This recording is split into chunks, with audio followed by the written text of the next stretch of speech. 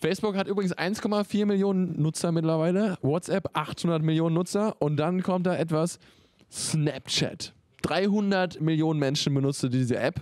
Ich weiß nicht, ob ihr es kennt, Snapchat, eine App, wo man hingehen kann und ein Selfie macht, eine Textnachricht, ein Video und die löst sich dann einfach auf, innerhalb von wenigen Sekunden.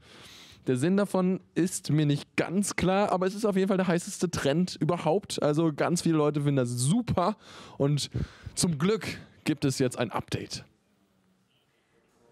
Ja, du sagst es. Dadurch, dass sich halt die Bilder quasi in Luft auslösen und man sie nicht mehr sehen kann und sie sofort wieder gelöscht werden, gibt es jetzt ein neues Tool. Und zwar kann man jetzt mega witzige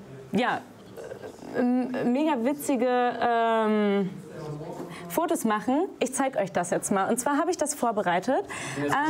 Ja, pass auf. On Snapchat. Let's go. So. Quasi, man tut erstmal so, als wenn man ein ganz normales Selfie machen würde.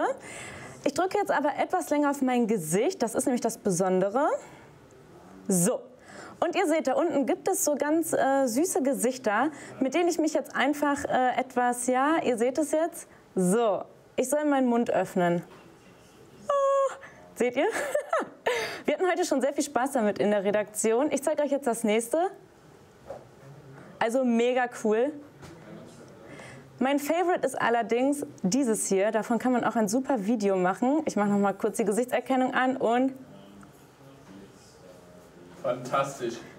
So etwas braucht die Menschheit. Das ist ganz wichtig, dass solche Sachen... Ihr seht hier im Hintergrund laufen auch schon die heißesten Bilder. Wir hatten den Tag Zeit, solche Sachen zu üben. Und ich bin froh, dass die Menschheit bereit ist für solche Sachen. Also herzlichen Dank an Snapchat.